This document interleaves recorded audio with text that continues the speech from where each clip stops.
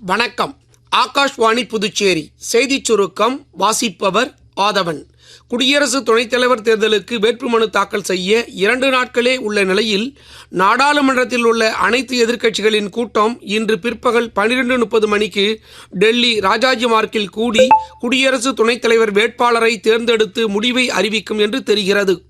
சர்வதேச விண்வெளி நிலையத்திற்கு வெற்றிகரமாக பயணம் மேற்கொண்டு திரும்பியுள்ள முதலாவது இந்திய விண்வெளி வீரர் சுபான்ஷு சுக்லா நேற்று புதுடெல்லியில் பிரதமர் திரு நரேந்திர மோடியை சந்தித்தார்.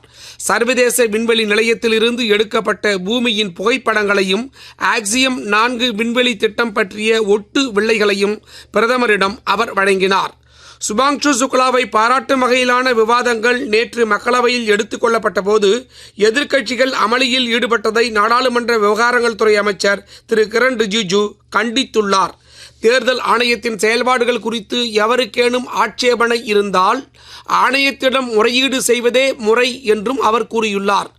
புதிதாக வேலைக்கு செல்லும் இளைஞர்களுக்கு 2 தவணைகளாக 15,000 ரூபாய் வரையிலும், புதிய வேலைவாய்ப்புகளை உருவாக்குபவர்களுக்கு இத்தகைய ஒவ்வொரு வேலைவாய்ப்பிற்கும் மாதம் 3,000 ரூபாய் அளவிலும் ஊக்கத்தொகை வழங்கும் வகையிலான பிரதமரின் விக்சித் பாரத் வேலைவாய்ப்பு திட்ட இணையதளம் நேற்று முதல் செயல்பாட்டிற்கு வந்துள்ளது.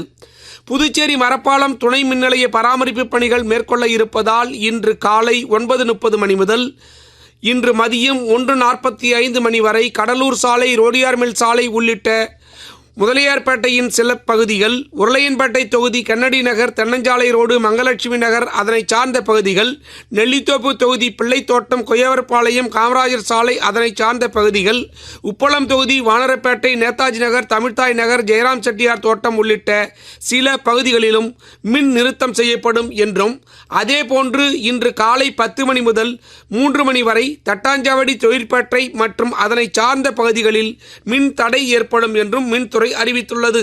இத்துடன் இந்த செய்தி சுருக்கம் நிறைவு பெறுகிறது.